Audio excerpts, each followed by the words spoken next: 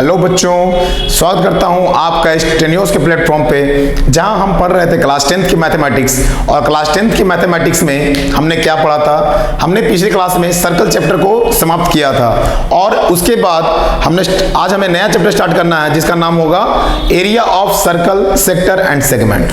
चूंकि हमने जस्ट अभी सर्कल को कंप्लीट किया, इसलिए मैंने सोचा पहले इसे ही स्टार्ट किया जाए, क्योंकि इससे क्वेश्चंस अच्छे खासे पूछे जाते हैं, है ना। 2 मार्कर्स 3 मार्कर्स में इस चैप्टर से क्वेश्चंस आपको देखने को मिलेंगे। तो आज बेसिकली हम क्या स्टार्ट करेंगे? तो न्यू चैप्टर जो होगा हमारा area of circle, sector and segment. Okay, अब देखो, तो इसमें हम क्या देखेंगे इस चैप्टर में? सबसे पहले देखेंगे कि आर्क क्या होता है, सेक्टर क्या होता है और सेगमेंट क्या होता है। ऐसा नहीं कि ये आपके लिए कुछ नया चीज है। क्लास 9th में आपने ऑलरेडी सर्कल चैप्टर में इन सभी चीजों के बारे में पढ़ा है। आर्क किसे कहते हैं, सेक्टर किसे कहते हैं, कॉन्ग्रुएंट आर्क क्या होता है, कॉन्ग्रुएंट सर्कल्स क्या होते हैं, सेगमेंट क्या होता है। तो इन सारी चीजों से हम ऑलरेडी अवेयर हैं, बट क्वेश्चंस जो इस तरह पूछे जाते हैं क्लास 10th में वो थोड़े से भिन्न होंगे, अलग तरह क्वेश्चन होंगे। तो एक बार हम क्विक रिवीजन करेंगे इन डिफरेंट कॉन्सेप्ट्स का कि आर्क किसे कहते हैं, सेक्टर किसे कहते हैं या सेगमेंट किसे कहते हैं। आ रहा है समझ में?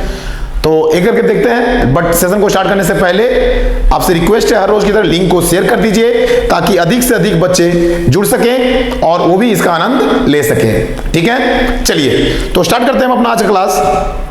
देखो, तो सबसे पहले हमें क्या पढ़ना है कि आर्क किसे कहते हैं, है ना।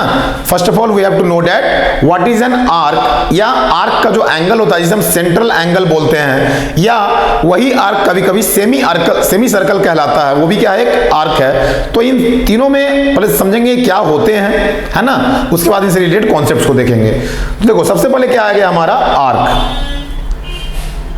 अब आर्क को समझने के लिए देखो क्या है, a continuous piece of a circle is called an arc of the circle। मान लो कोई सर्कल है,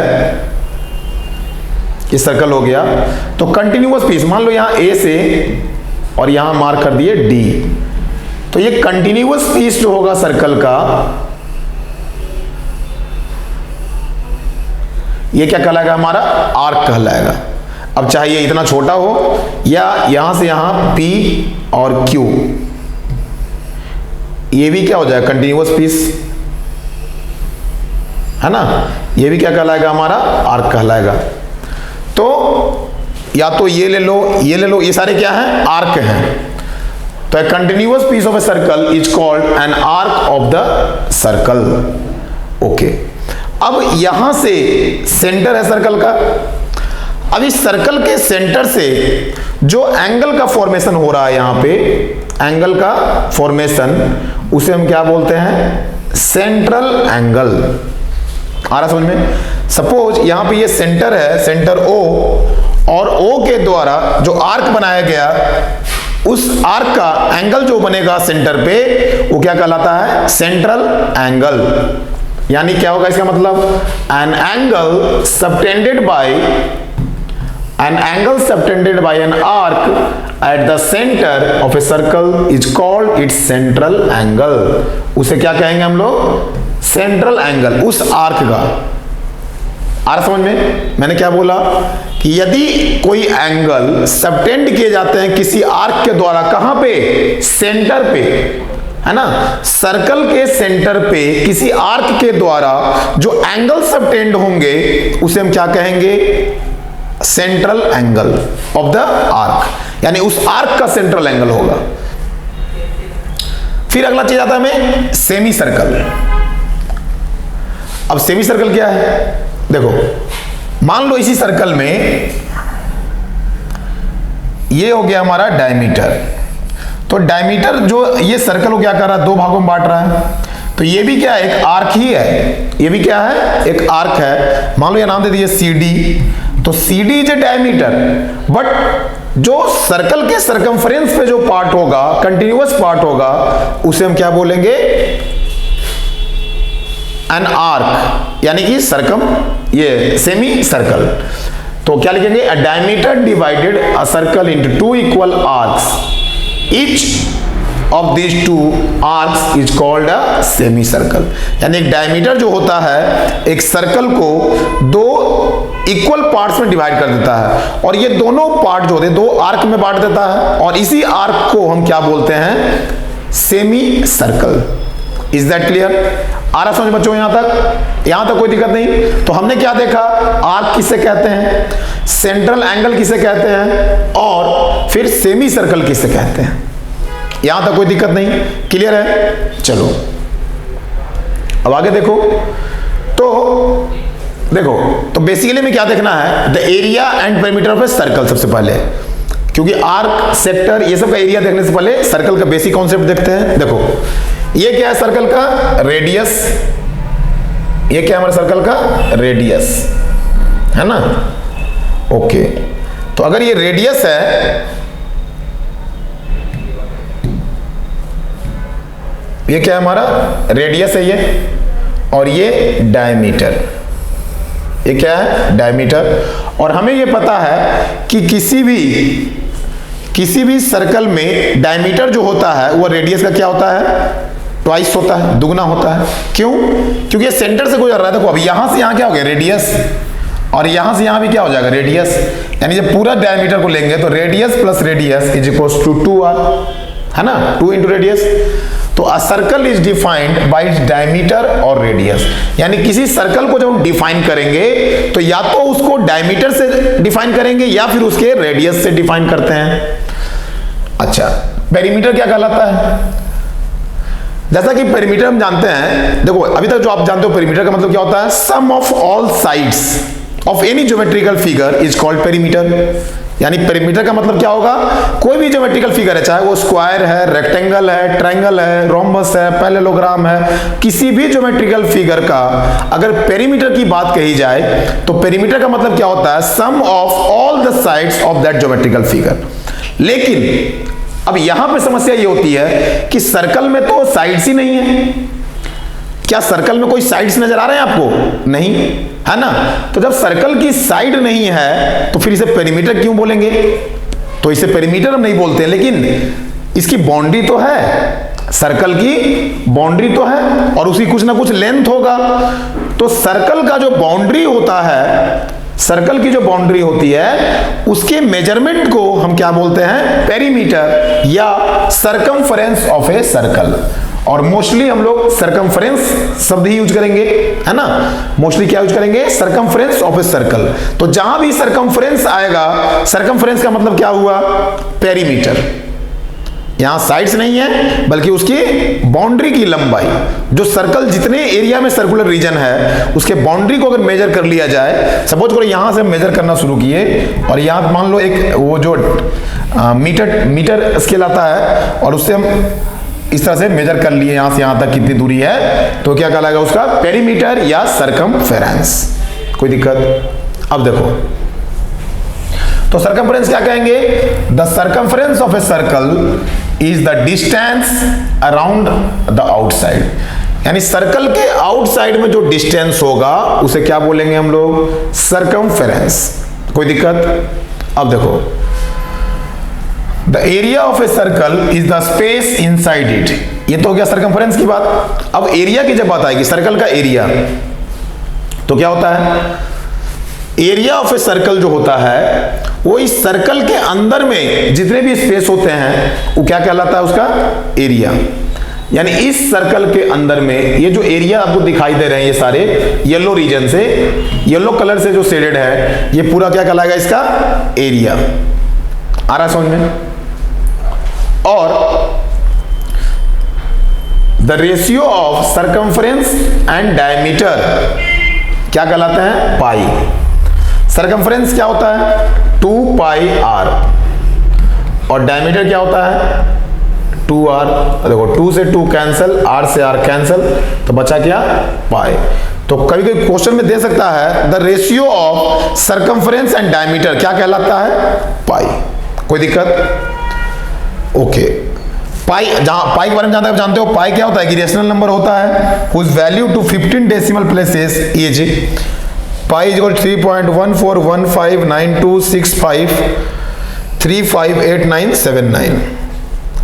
We usually say पाई 3.14, यानी कि हम लोग पाई का वैल्यू क्या लेते हैं 3.14 एज्यूम करते हैं, क्योंकि इतनी पूरी वैल्यू को अगर मैथ में हम लेंगे तो कैलकुलेट करना क्या हो जाएगा हमारे लिए, बहुत ही मुश्किल काम हो जाएगा, है ना।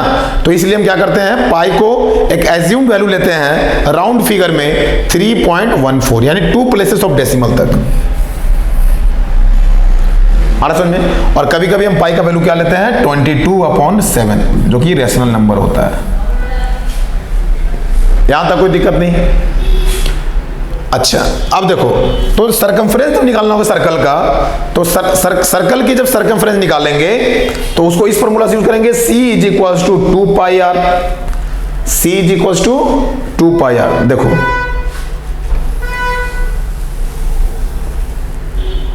तो जब भी हम सरकमफ्रेंस निकालना होगा तो सरकमफ्रेंस क्या हम जानते हैं 2πr। अब देखो 2 और r को मिला के क्या लिख सकते हैं, पाई इंटू डी, डायमीटर, है ना। तो इसलिए पाई डी भी लिख सकते हैं सरकमफ्रेंस का, मतलब 2πr भी ले सकते हैं, कोई दिक्कत। इसका मतलब जब भी सरकमफ्रेंस निकालना हो तो ये कोई जरूरी नहीं कि हमें रेडियस पता हो, डायमीटर भी दिया हुआ हो, तो डायरेक्ट हम कैलकुलेट कर सकते हैं पाई इंटू डी से।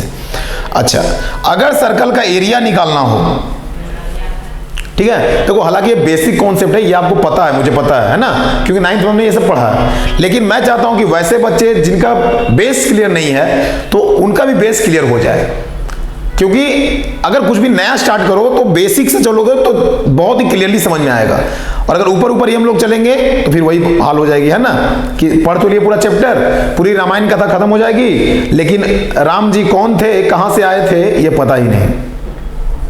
आ रहा समझ में। तो देखो एरिया क्या हो जाए सर्कल का, is found to using the formula C = πr²। ये एरिया का फार्मूला होता है πr²। जब भी सर्कल का एरिया निकालना होगा तो हम क्या लगाएंगे πr²। यहां तक कोई दिक्कत क्लियर है। चलो अब आगे देखते हैं। तो हमने क्या सीखा, अभी जो पिछले स्लाइड में हमने क्या देखा, अगर सर्कल का एरिया निकालना होगा तो पाई इंटू रेडियस का स्क्वायर, जिसे हम πr² के नाम से भी जानते हैं, πr², क्लियर है। और जब सरकमफ्रेंस निकालना हो, सरकमफ्रेंस ऑफ ए सर्कल, तो क्या हो जाएगा 2πr। मैंने क्या बताया अभी 2πr। इसी को लोग पाई को ये रहने दो, 2 और r क्या हो जाएगा डायमीटर, तो पाई इंटू डी, यानी 2πr कहो या पाई इंटू डायमीटर कहो, यहां तक कोई दिक्कत नहीं। Remember that the diameter is equals to 2 into radius. ये ध्यान में रखिएगा कि डायमीटर जो होता है सर्कल का वो क्या होता है 2 इंटू रेडियस होता है। आ रहा समझ में। देखो अगर समझ में आ रहा है बच्चों, बिल्कुल कॉन्सेप्ट क्रिस्टल क्लियर हो रहा है तो लाइक कर दिया करो, ठीक है। और हाँ, ज्यादा से ज्यादा वीडियो को शेयर किया करो। देखिए अब यहां तक कोई दिक्कत नहीं, यानी सर्कल का जो बेसिक आइडिया था हमारे पास हो गया कि आर्क किससे कहते हैं, सेमी सर्कल किसे कहते हैं, सेंट्रल एंगल किसे कहते हैं, सर्कल का सर्कमफ्रेंस कैसे निकालते हैं, सर्कल के डायमीटर कैसे निकालते हैं, सर्कल की एरिया कैसे कैलकुलेट करते हैं। तो आई होप यहां तक आपको कोई दिक्कत नहीं होगी। अब आगे देखते हैं। देखो अब आता है हमारा सेगमेंट, सेक्टर और क्वाड्रेंट।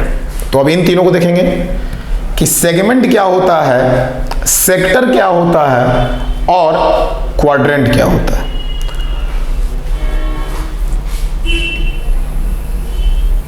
ये एक सर्कल हो गया,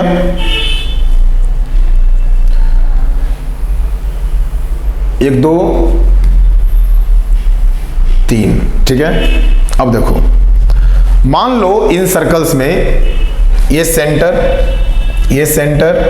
और ये सेंटर, 3 सर्कल ले लिया हमने।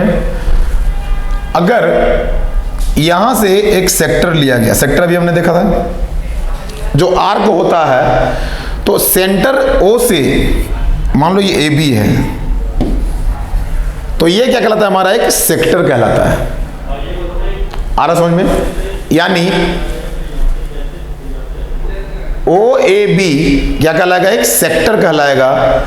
जब इसी सेक्टर को हम A और B से ज्वाइन कर देंगे तो ये जो एरिया बनता है इसे क्या बोलते हैं हम लोग, सेगमेंट। क्या बोलते हैं, सेगमेंट।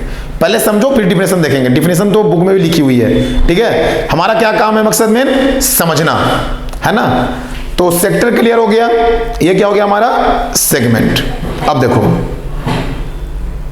तीसरी जाती है क्वाड्रेंट। क्वाड्रेंट क्या होता है, जैसे मान लो अगर दो डायमीटर को हम लोग परपेंडिकुलरली इसे ड्रॉ करते हैं तो ये 4 भागों में बट जाता है, तो हर एक पार्ट क्या कहलाएगा हमारा क्वाड्रेंट। ये क्या हो गया हमारा क्वाड्रेंट हो गया, ये क्या हो गया हमारा क्वाड्रेंट हो गया,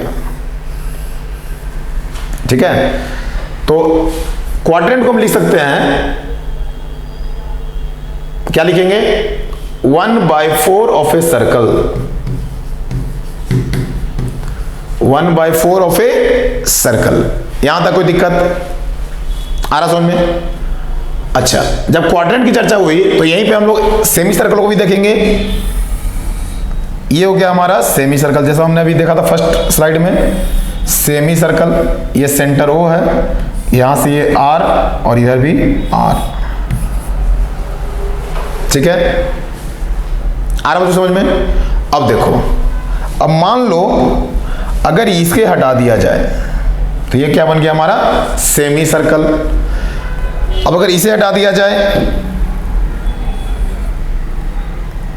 तो ये क्या बन गया हमारे क्वाड्रेंट।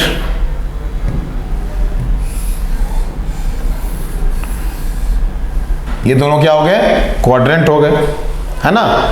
तो अगर ये दोनों क्वाड्रेंट हो गए तो ये भी तो आर है और ये भी आर आर आर। अब देखो,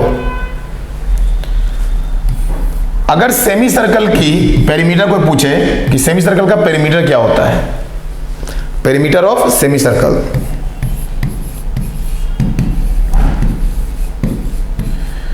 perimeter of semi circle.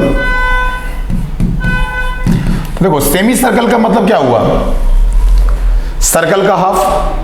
Circle का पेरीमीटर अगर 2 पाई आर है तो उसका हाफ कितना हो जाएगा, 2 पाई आर बाई 2, यानी 2 से 2 कैंसिल, पाई आर। तो ये क्या हो जाएगा 2 पाई आर अपॉन 2, ये क्या हो जाएगा पाई आर। तो पेरीमीटर ऑफ सेमी सर्कल क्या हो जाएगा, पाई आर। क्लियर हो गया? अच्छा, उसी तरह से अगर एरिया पूछेगा तो एरिया ऑफ सेमी सर्कल,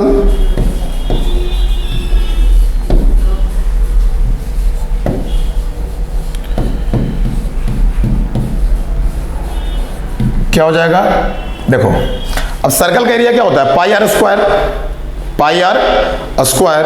तो इसका हाफ क्या हो जाएगा, पाई आर स्क्वायर बाई 2। तो लिख सकते हैं हम लोग 1/2 पाई आर स्क्वायर, ठीक है। तो जब भी सेमी सर्कल का पेरीमीटर या सेमी सर्कल का एरिया पूछेगा आपसे तो हम इस तरह से हम इजीली कैलकुलेट कर सकते हैं। यहां तक कोई दिक्कत? सेक्टर समझ में आ गया? ये सेक्टर होता है जो रेडियस के द्वारा, रेडियस और आर्क के द्वारा जो एरिया सबटेंड किए जाते हैं उसे क्या कहते हैं, सेक्टर। और सेक्टर और कॉर्ड के बीच में जो एंगल होता है, सेक्टर और कॉर्ड से संबंधित जो एरिया बचेगा नीचे में, उसे क्या बोलते हैं हम लोग, सेगमेंट। अब देखो यहां पे क्या लिखा हुआ है, a segment of a circle is the region bounded by an arc and a chord including the arc and the chord. यानी सेगमेंट क्या है, एक आर्क के द्वारा और एक कॉर्ड के द्वारा दोनों को मिलाकर के जो एरिया बनता है उसे क्या कहते हैं हम लोग, सेगमेंट कहते हैं। क्लियर है? अब देखो अगला है फिर sector of a circle. Sector, the region enclosed by an arc of a circle and its 2 bounding radii is called a sector of the circle. मतलब क्या हुआ, यानी 2 रेडियस के द्वारा और जो आर्क होगा, इन तीनों से मिलाकर के जो एरिया बाउंड किया जाएगा, यानी 2 रेडियस और गिवन आर्क, तो इनसे जो एरिया बाउंडेड होंगे वो क्या कहलाएगा हमारा, सेक्टर। क्लियर है? और क्वाड्रेंट क्या होगा, तो 1/4 of a circular disc is called a quadrant. The central angle of a quadrant क्या हो जाएंगे, 90 डिग्री। आखिर ये भी तो क्या है, जो क्वाड्रेंट बनेगा ये भी क्या है, एक हमारा आर्क है, ये एक आर्क है, तो इसका सेंट्रल एंगल क्या होगा, 90 डिग्री। अच्छा, इस आर्क की कितना सेंट्रल एंगल 180 डिग्री। इस आर्क का इस एंगल का क्या होगा, मान लेते हैं थीटा। जब नहीं पता हो तो क्या मान लेंगे, थीटा। क्लियर है, यहां तक कोई दिक्कत है बच्चों? चलो अब देखो,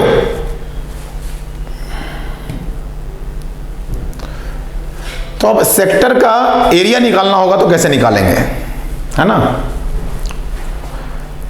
उसके पहले अब ये देख लो कि चलो पहले सेक्टर का एरिया देखते हैं। In general if the angle of A sector theta is measured in degree, अगर कोई सेक्टर है और उसका सेंट्रल एंगल अगर थीटा दिया हुआ है और वो डिग्री में है, देखो हम लोग पढ़े थे एंगल्स कितने तरह से होते हैं, या तो डिग्री मेजर होंगे या रेडियन होंगे, है ना। जनरली डिग्री दिए रहते हैं आपके पेपर में, जो क्लास 10th लेवल में रेडियन बहुत कम रहता है, डिग्री ही रहता है। रेडियन का ज्यादा यूज जब होगा जब आप 11th में जाओगे तो वहां पे रेडियन ही पढ़ना रहता है, रेडियन डिग्री दोनों मिला करके। लेकिन 10th में ज्यादातर आपको क्या पढ़ना है, डिग्री के बारे में, ठीक है। बस रेडियन के बारे में थोड़ा सा कॉन्सेप्ट जानना है कि रेडियन क्या होते हैं, है ना। तो देखो, और जहां तक आप जानते हो पाई रेडियन क्या होता है, pi radian is equals to 180 degree, या 2 pi radian is equals to 360 degree.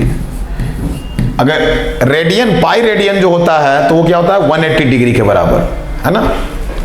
तो ये कॉन्सेप्ट बस ध्यान में रखिए। अब देखो, जैसा कि आपको फिगर में दिखाई दे रहा है कि ये एक सर्कल है और इसमें ये सेक्टर बन रहा है, इसका एरिया मान लिया हमने ए, तो क्या हो जाएगा, एरिया ऑफ सेक्टर ए बराबर theta upon 360 into pi square. अब ये कैसे आया, देखो मान लेते हैं हम इस एरिया का, एरिया में नहीं पता, ए मान लिया हमने, लेकिन इस पूरे सर्कल का एरिया क्या होगा, पाई आर स्क्वायर। अच्छा एक बात बताओ, ये सर्कल का एरिया जब पाई आर स्क्वायर हो रहा है तो सेंट्रल एंगल कितना हो रहा है 360 डिग्री, यानी 360 डिग्री जब होंगे तो सेक्टर का एरिया क्या होगा, पाई आर स्क्वायर, यानी पूरे सर्कल का। अगर सेंट्रल एंगल 1 डिग्री हो जाएगा तो कितना हो जाएगा, पाई आर स्क्वायर बाई 360।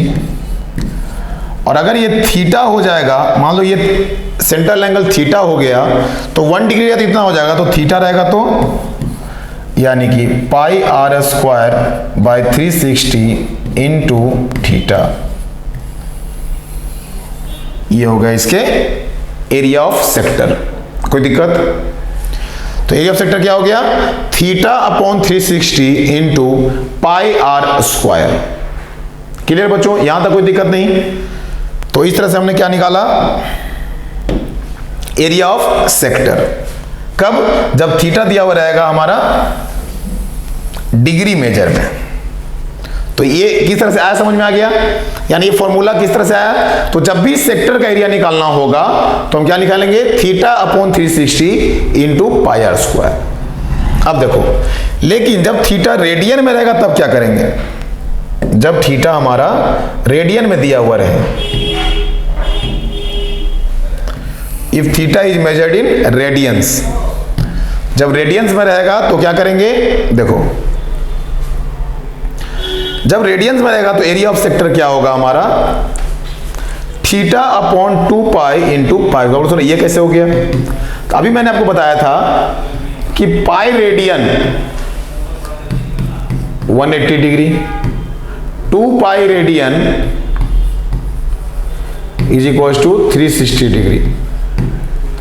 तो जब 360 डिग्री नीचे था तो 360 के नीचे क्या लिख देंगे, 2 पाई, इसीलिए आ गया theta upon 2 pi into pi r square. तो जब रेडियन में दिया रहेगा एंगल तो थीटा अपॉन 2 पाई, थीटा भी जहां रेडियन में होगा, ठीक है, क्योंकि since 2 pi radian is equal to 360 degree होता है, इसलिए हम कह सकते हैं कि एरिया बराबर 1 अपॉन 2 आर स्क्वायर थीटा, ये भी लिख सकते हैं। क्यों, क्योंकि देखो पाई से पाई कैंसिल हो जाएगा तो क्या हो जाएगा 1/2 आर स्क्वायर थीटा। डायरेक्ट हम लगा सकते हैं, कब, जब थीटा रेडियन में होगा। यहां तक कोई दिक्कत, आ रहा हो समझ में? तो इस तरह से हम एरिया ऑफ सेक्टर निकाल सकते हैं। अब एरिया ऑफ सेक्टर से बहुत सारे क्वेश्चन रहते हैं, तो इन क्वेश्चंस को समझने के लिए सबसे पहले ये जरूरी है कि आपको इनके फॉर्मूलाज कैसे आते हैं और इसका अप्लाई कैसे करेंगे ये समझना जरूरी है। ठीक है, अब देखो, अब आता है area of a ring. Ring किसे कहते हैं? सपोज करो एक सेंटर है, यहां से हमने एक सर्कल बनाया और फिर यहां से एक सर्कल बनाया, ये क्या हो गया हमारा? एक रिंग हो गया। क्या हो गया? रिंग। अब इसका रेडियस अगर स्मॉल आर है, इसका रेडियस बड़ा आर है, ठीक है? तो देखो, बड़े वाला सर्कल का एरिया क्या होगा? ये सेंटर वो है, बड़े वाले सर्कल का एरिया पाई आर स्क्वायर, जहां पे आर क्या होगा? कैपिटल वाला। अच्छा, ये छोटा वाला सर्कल जो है इसका एरिया क्या हो जाएगा? पाई आर स्क्वायर, लेकिन आर क्या होगा? छोटा वाला, है ना? तो एरिया ऑफ रिंग क्या हुआ? देखो, रिंग इस एरिया को कहते हैं, इसको हम क्या बोलते हैं? रिंग। ये क्या हो गया हमारा? रिंग हो गया। यानी ये जो शेडेड पोर्शन है इसका एरिया निकालना है, तो क्या करेंगे? बड़े वाले सर्कल का एरिया में से अगर छोटा वाला सर्कल का एरिया को माइनस कर देंगे तो क्या हो जाएगा? Area of ring. अब देखो, तो एरिया ऑफ रिंग बराबर क्या लिखेंगे हम लोग? Area of circle, bigger circle minus area of a smaller circle, area of smaller circle. यानी बड़े वाले सर्कल के एरिया में से छोटे वाले सर्कल का एरिया अगर माइनस कर देंगे तो क्या हो जाएगा? निकल जाएगा हमारा। क्लियर है? अब देखो, एरिया ऑफ बिगर सर्कल क्या हो जाएगा? Pi r square minus pi r square. यहां तक कोई दिक्कत?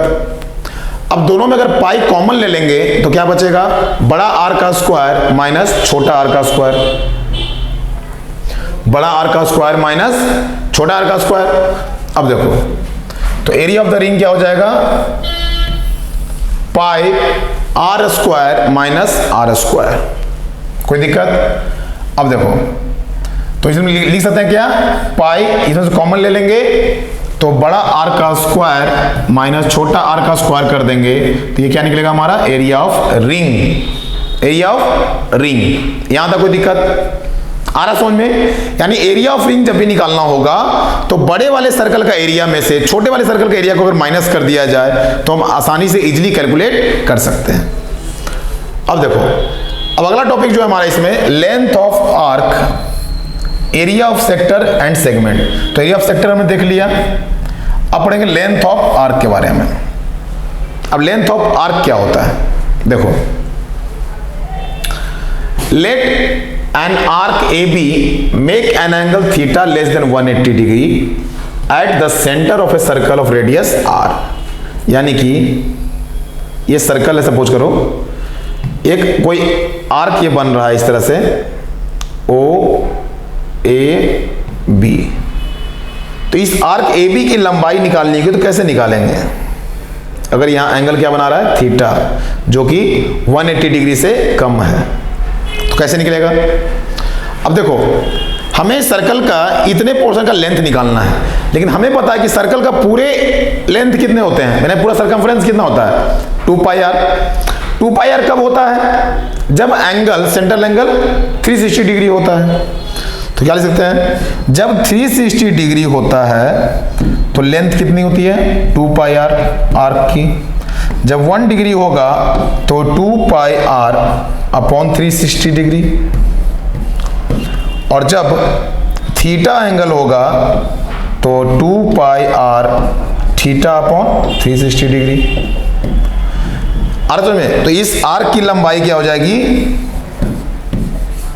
आर्क की लंबाई 2 पाई आर थीटा अपॉन 360 डिग्री। ये हो गया हमारा आंसर। देखो, ये लिखा गया 2 पाई आर थीटा अपॉन 360। आज इसको हम लोग L से भी रिप्रेजेंट करते हैं। L का मतलब लेंथ ऑफ आर्क, L। कोई दिक्कत आ रहा समझ बच्चों? देखो तो यहां तक कोई दिक्कत नहीं। चलिए, तो हमने क्या देखा कि लेंथ ऑफ आर्क कैसे निकालते हैं, एरिया ऑफ रिंग कैसे निकालते हैं। अब इसमें बेस्ड क्वेश्चंस किस तरह से पूछे जाते हैं वो भी हम देखेंगे, ठीक है। चलो अच्छा, देखो एक और कॉन्सेप्ट है कि अगर दो सर्कल आपस में टच करेंगे, दो सर्कल आपस में टच करेंगे तो क्या होगा। देखो जैसे मान लो एक सर्कल और दूसरा सर्कल या तो इस तरह टच करेगा, या एक सर्कल दूसरे सर्कल के अंदर एक दूसरे को टच कर रहा है इस तरह से। तो अगर पूछा जाए कि इनके सेंटर का डिफरेंस क्या होगा, मान लो इस सर्कल का सेंटर ये है और इस सर्कल का सेंटर ये है, तो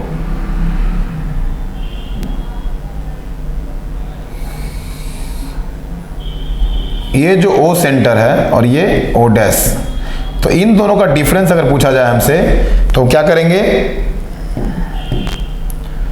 इसका जो सेंटर होगा अपॉन इन दोनों का माइनस करेंगे तो ये निकलेगा ना।